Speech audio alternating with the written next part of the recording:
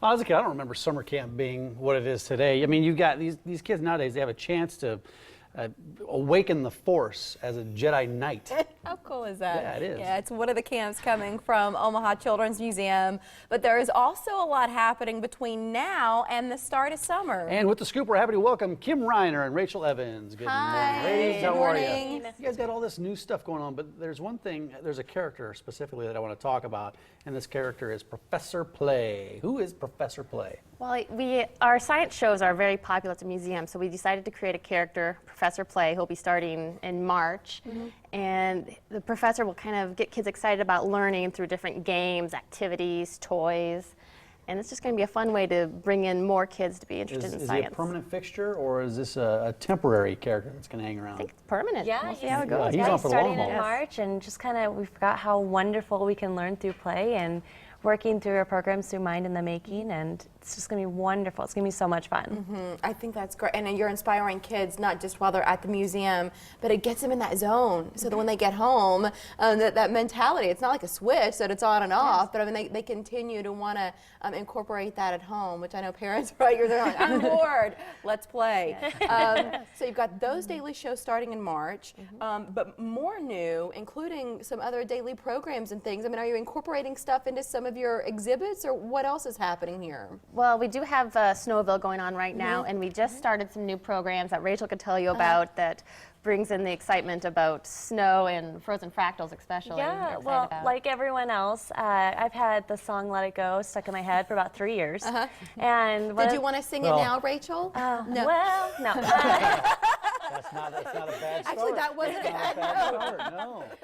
That'll be next time. Okay. But one of the lines is frozen fractals all around. And I heard these children singing it, and I realized they didn't realize what they were singing. And fractals is this amazing geometry concept that you can actually teach to young children, so it gets inside of them, and then when they hear it later on in life, they already have that basis. And they get so excited because they're like, fractals, I know what that is, and so we'll teach them how to recognize a fractal and how to see in the shapes of the snowflakes. That's cool. And we were also looking at pictures, like slides and stuff too. Is that part of it? Yeah. Oh yeah, so we have a hockey rink that they can play in. They have the snowball shooter. We have a real stuffed polar bear, which got named Ralph.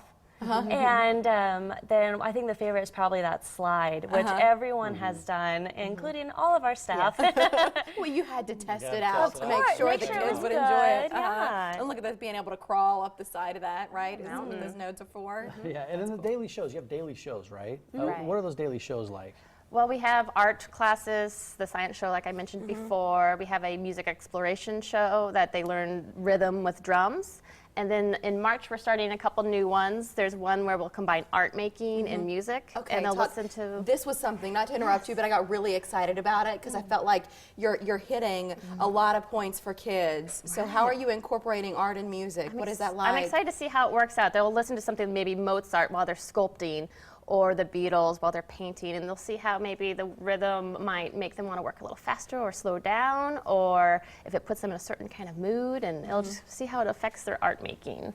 Yeah, and how like different songs make us feel different things. Like maybe we see this picture in our head, or it awakens something else, and kind of getting in tune with that empathy and emotion, and that connection between music and art.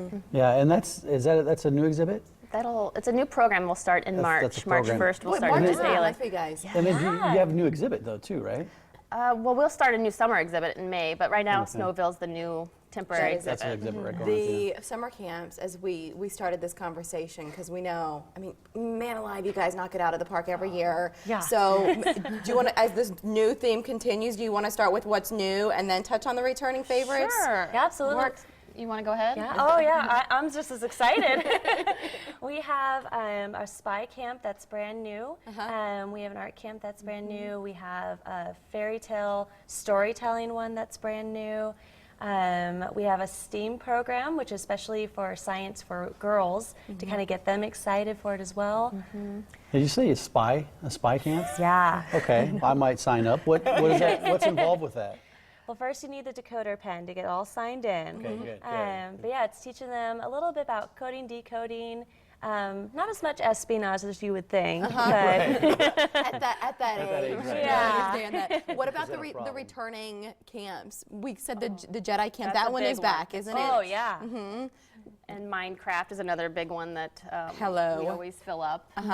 So getting kids signed up for these camps is not too early. I Yes. mean, matter of fact, you got to get going It's a right good now. time Oh, now yeah. to do it. Now it's time. So how do they do it? What's the best way to go about You can that? go to our website at ocm.org or call the museum. And if you sign up before April 1st, you can save $10 off your camp registration. Man, we are late. What were we looking at right there? I'm sorry. What was that? Zipping around What was in that? a sphere.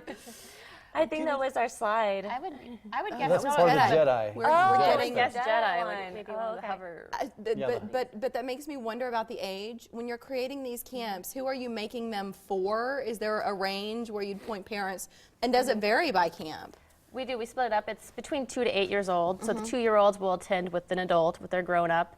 And then we have camps divided for kind of preschoolers, and then early elementary school will be in a different camp. All of that people- information's online. Yes. Yeah, and people need to get moving on this real quickly. Register for those summer camps. And if you do it before April 1st, $10 off the price, ocm.org. That's awesome. Or you can call 402-342-6164 on Facebook, on Twitter, and we're still in the winter hour zone, but after Memorial Day, we know you'll kick into that other phase as everybody's schedules change. But there are the hours so that you know what time. Yeah, just watch the show, and then you can go to the museum when they open up here at 10 o'clock.